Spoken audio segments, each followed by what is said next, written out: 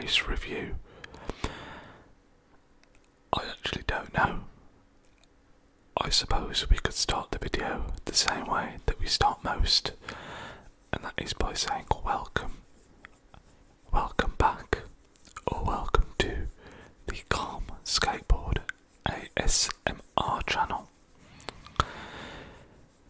I do want to thank you all again for your continued support on the Formula 1 content. Every race review that I upload seems to go down really well, and we have great conversations in the comments section. But there's only one thing I want to hear from you today, and that is, who is going to win the title? Is it going to be Lando Norris, Oscar Piastri, or Max Verstappen? It's interesting because normally I record these race reviews straight after the checkered flag. However, I'm in the UK and the race this morning started at 4 AM. I got back from the cinema last night at about 12:30, so I had about 3 hours sleep, watched the race, and then went back to bed. But I tell you what, it's a good job I did, given everything that unfolded afterwards, because, as always, when I do these race reviews, I refer to my notes that I kind of just jot down throughout the weekend, the key events that I don't want to forget about, and just some general race order stuff. But all of this, all of a sudden, feels pretty irrelevant given what's happened. I've also, for the first time on the channel, got with me a drink. Apologies, we've knocked the mic already, as is tradition. I'm not someone that really enjoys kind of eating and drinking ASMR a massive amount, so I'm not going to be going too hard in the paint on the drink, but I needed a coffee after getting up at 4 in the morning, so I just thought, why not incorporate that into the video a little bit. So, the Las Vegas Grand Prix. I think we'll start with going into the weekend. We obviously have Lando Norris, by the way, do we all? I love this hoodie. It's a McLaren Golf kind of hoodie. Super cool. Anyway, we go into the weekend.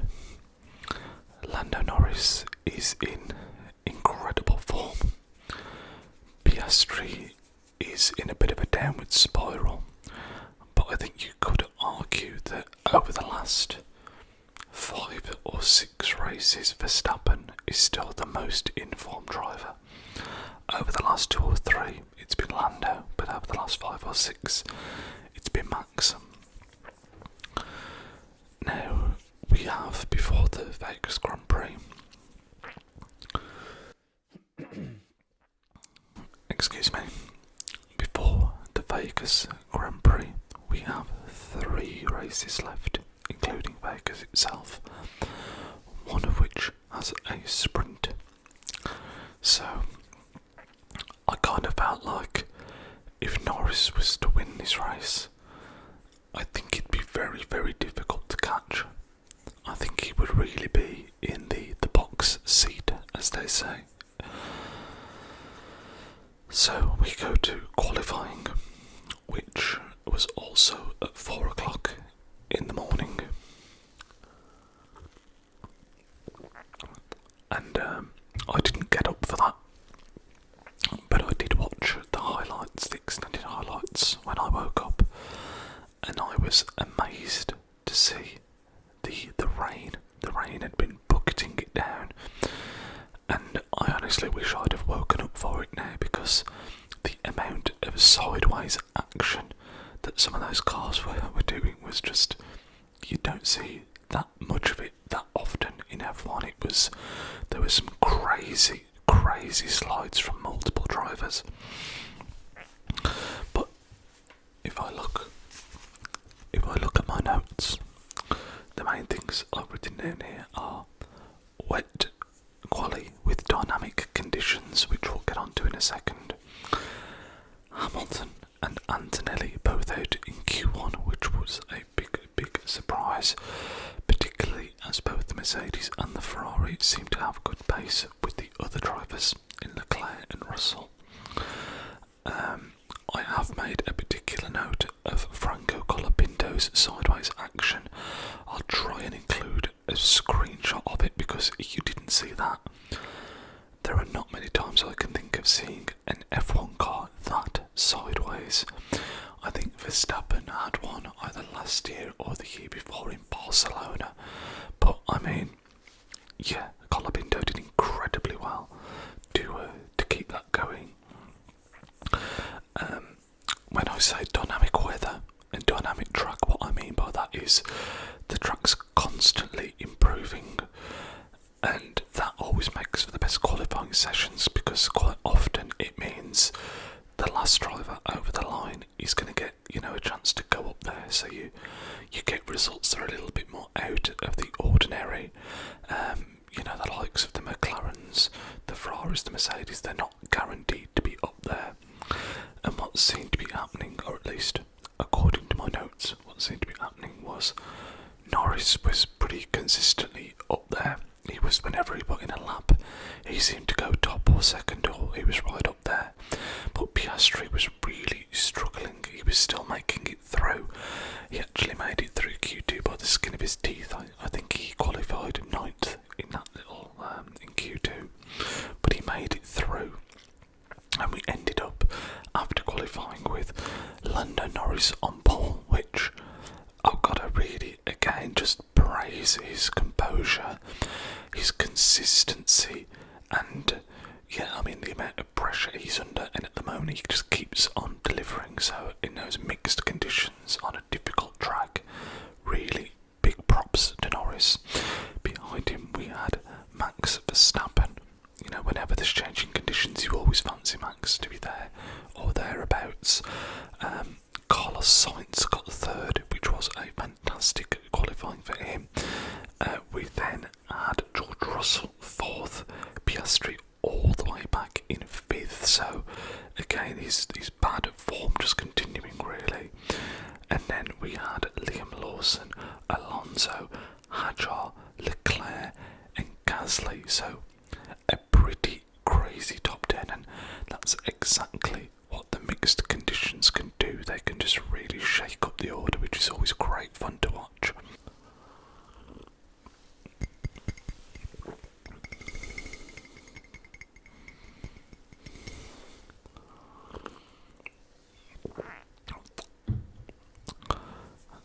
So if we then move forward to the race from this morning, I got up at 4 o'clock in the morning, which it's always funny, isn't it? Because if that was for work, I would struggle to get up, but I was excited for the race, so my alarm went off at 10 to 4, and I was just up and ready to go. But the race begins. Verstappen from P2 has a really good getaway, but Norris goes super aggressive on the defence and really goes across him to prevent him from passing, but in doing so misjudges his braking point for the first corner. Excuse me. That leads Norris to run wide, lose the place to Verstappen. And then George Russell had the run on him from the momentum of taking the first corner correctly, and he would then pass him as well. So Lando went from P1 to P3,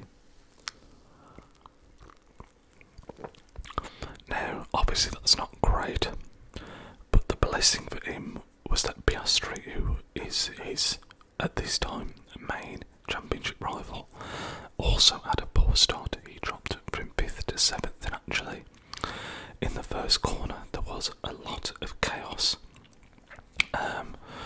You had, did I write this down? Let me just check my notes. I know Bortoletto was definitely one. He kind of also misjudged the braking point and just, careered into Lance Stroll. It actually ended up taking both of those drivers out. Stroll right there and then Bortoletto would retire a couple of laps later. So I've got here Bortoletto. Oh, and Lawson, of course. Lawson was really unfortunate because he'd had that great qualifying session and he lost his wing in turn 1, so he went from being right up in there in the sharp end of the points to the back of the grid basically, so that was a real shame for him. What else have I noted down from the start here? Oh, Hamilton, of course. Hamilton started right from the back, and after like 2 corners had got all the way up to P12, so a crazy opening lap for him, and you kind of thought, well, could he really surge his way into the points now after that? And again, the Ferrari seemed to have good pace, so that was something that people thought was possible. Another thing that was kind of interesting is that they kept mentioning in commentary how you had some drivers starting on the hards and some on the mediums, but they effectively were saying that if the regulations would allow, people would do a hard because the medium isn't a great tyre. So you had some people that went for the strategy of getting the medium out the way early and perhaps getting the advantage of, in theory, being quicker off the line.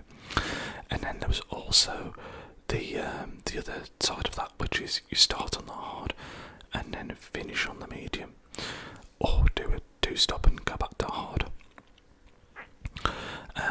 It's worth noting at this point actually that Antonelli had a false start. It was tiny, just a tiny, like no advantage I think was really gained at all, to be honest with you, but he also got a 5-second penalty for that.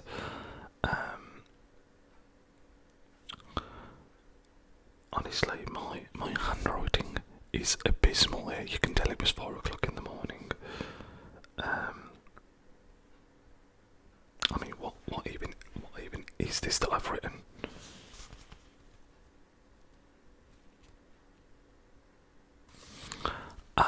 I've deciphered it. The commentators were also talking about overcut versus undercut in terms of strategy. Now, usually with Formula 1, the undercut is the way to go because you're pitting in a lap earlier than your rival, and obviously while you've then got the fresh tyre, you can take advantage of that on your out lap and overtake a lot of the time. But apparently, because of the track temperature, the tyre warm-up was really difficult, which meant that the overcut was the one to try and do, which doesn't happen all that often in Formula 1. Now, after we had the start, the race actually settled down quite quickly, and overtaking seemed difficult, which is why this overcut versus undercut came up. And George Russell was one of the first drivers to pull the pin. He was in P2 and he pitted early to try and, I think, defend against Norris behind, and potentially at this point maybe even make a move for Verstappen, because for the first couple of laps he'd been right behind him, really pressuring him. He wasn't able to make the move, so then had to drop back to save his tyres, but he pitted first, and that then you saw a few more drivers coming in after that, and we ended up in a couple of situations where you had I think what they described as the late undercut or the late overcut? I think it would be the late undercut, where you come out of the pits, your rival is still ahead of you, but only just. But because, it would be the later overcut, because the driver, even though you're behind the driver that's pitted, you've got the fresher tyres. No, it would be undercut. I'm losing my mind here. It would be undercut. Yeah, you've got the fresher tyres. They're warmed up. Sorry, forgive me, I am losing my mind, because your tyres are warmed up, even though the driver in front of you has got the fresher tyres. Your tyres are warmed up so you can take advantage of that extra grip. We got there eventually, and we saw that a couple of times, teams taking advantage of that. That was actually how Norris got past Russell, and one of the funniest things about this race was that Norris passed Russell, got into P2, and just before he'd made the move, he'd kind of said to the on the radio, "Okay, for the race, do I need to make a move now, or do I need to wait?" And they'd said to him, "Overtake Russell, make the move, and then let's go and chase down Max." So he passes Russell, and then GP, Max's engineer, comes over the radio saying, "Max, Lando has passed George, and they're telling him to come and chase you down." Now Max didn't reply with anything over the radio, but what he did do was put in the fastest lap of the race and just absolutely open up the lead, which I thought was hilarious. I think at one point he took 8/10 out of him in just the first sector. But yeah, crazy. That was all the inspiration Verstappen needed. So, from that point on, that was how the race would finish. At the front, we had Verstappen first, Norris second, Russell third. A fantastic drive from Antonelli to bring in fourth. He did I note this down? He did 48 laps on the hard and managed to hold off, I think it was Leclerc. So great drive from Antonelli. There was a bit of drama at one point on the last lap where Norris had to do a bit of management and it looked like it could have been a disaster, but he brought it home. And then I've also noted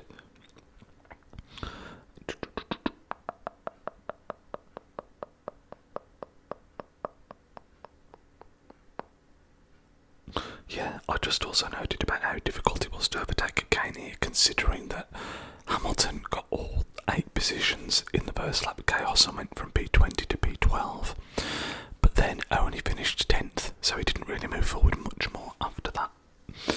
So, that was the race finished. In my opinion, even though Norris had come second, it was a good drive from him, a good recovery to get second back. A fantastic drive from Verstappen, Antonelli, who we've mentioned there. But I thought still, because Piastri was so far back in 5th he finished, that realistically the title was really looking like it was going Norris's way again. All the momentum gained points on Piastri again. He was looking in a very strong spot.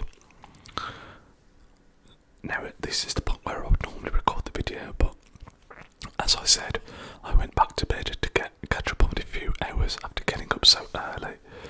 I mean, it always gives me a newfound respect for you guys in America who watch the F1, because is this not what you have every weekend when it's the European legs, the European races? But imagine my surprise to when I wake up to the news of a double McLaren disqualification due to regulation breaches with the skid block. Something we have seen already this season, I think, for both Ferrari and Mercedes, if I'm not mistaken. And that kind of makes everything that I've just talked about completely irrelevant. So with that double disqualification DSQ in mind, it effectively meant that the top 10 was as follows. Max Verstappen, of course, remained in P1, with Russell and Antonelli second and third. So another great weekend for Mercedes in the constructors. Antonelli, he didn't have a great weekend last weekend, did he? But still, generally speaking, has been much better over the last 5 or 6 races. He's really picked up his form. After that, we had Charles Leclerc in 4th, Sainz in 5th, which I don't think he'd be disappointed with. You know, he's dropped back from where he started, but still a really strong weekend for the Williams driver. We then have Hajar, Hulkenberg, Hamilton, which, in, you know, when you think going from P20 to P8 now, I think if you'd have offered him that at the start of the race, he wouldn't have been too disappointed. And then we had Ocon and Behrman in 9th and 10th, securing a double points finish for Haas, which again I'm sure they'll be very, very pleased about. Forgive the loud background noises there, guys. I am recording this at like midday, so there's going to be more activity going on than normal. Normally I record these, like I say, straight after the F1, which tends to be later at night. Now, obviously, the big talking point now is how this DSQ affects the title moving forward. We have 2 races left, and I believe 58 points up for grabs, if I'm not mistaken. And we have just 24 points between Lando Norris and Piastri and Max Verstappen. Max Verstappen is now level on points with Oscar Piastri. If you'd have said that a few weeks ago, I wouldn't have believed it, but here we are. I still think Lando is in a great position, because all he has to do is finish, and this is obviously easier said than done, but if he finishes ahead of Piastri and Verstappen next weekend, it's done. If I'm not mistaken, they can't catch up. So, when you put it like that, you know, it's still obviously in Norris's hands. He's still in a very strong position. And again, if you'd have given him that situation 6-7 weeks ago when he was 30 points behind or whatever it was, he would have bitten your hand off, I'm sure. However, let's not forget, this is going to put huge amounts of pressure on Norris now for the next 2 races. He is going to have to. It's always interesting that you have like Norris now with everything to lose, and we have a Max Verstappen in phenomenal form with nothing to lose, so you know he's going to be freaking sending it in Qatar and Abu Dhabi if it comes down to that, which is a super exciting thought for someone who just wants to see good racing and all this go down to the wire. Piastri needs to look at himself in the mirror and say, we're still in this. We are still in this. He's let such a great lead slip. I mean, he looked untouchable a few weeks ago. So again, to qualify 5th and not really move forward at all is pretty, but well, he's DSQ'd obviously, but in the race he didn't move forward at all. The DSQ actually benefits Piastri in a weird way, because Norris is closer to him than he would have been otherwise, but the downside is that obviously Verstappen is well in the hunt. And I mean, we've spoke about it in these videos. We've said you can never rule out Max Verstappen. He's the one driver, I think, that when there's a chance, he's going to be there to fight tooth and nail. So I am very, very, very excited now for Qatar.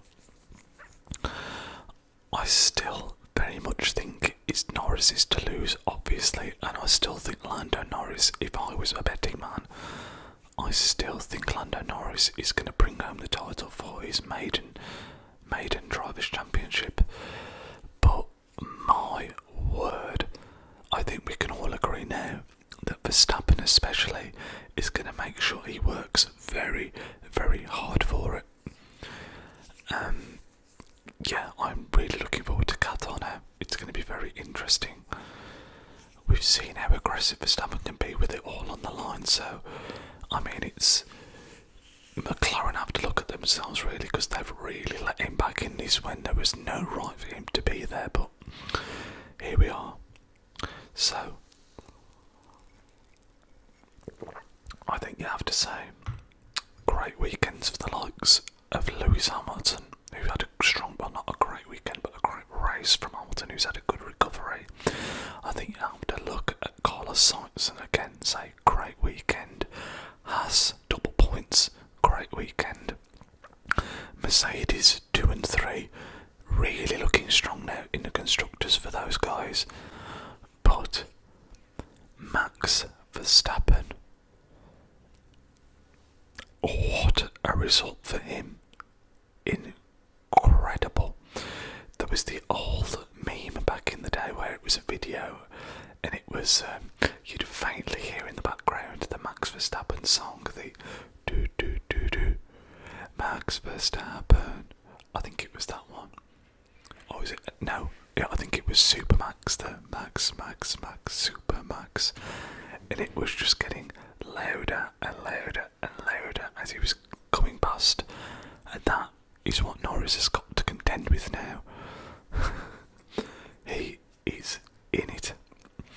And again, as a neutral, that really, really excites me, to be honest. But yeah, I'd love to know your guys' thoughts on all of this. Again, as I mentioned at the very start, let me know who you think is going to bring home the title. That is going to wrap this one up, guys. Again, if you did enjoy this, make sure to leave a thumbs up to help it find other people that might find it relaxing and interesting. And subscribe if you are new. We're around, I think, 30 subscribers away from 500, which is a real big milestone. So thank you guys again for all the amazing support. I look forward to speaking to you about this in the comments, and I will catch you all in the next one. Wherever you are, have a wonderful rest of your day, whether it's morning, afternoon or evening, and we'll see you soon. Bye guys, bye guys, bye guys, bye guys.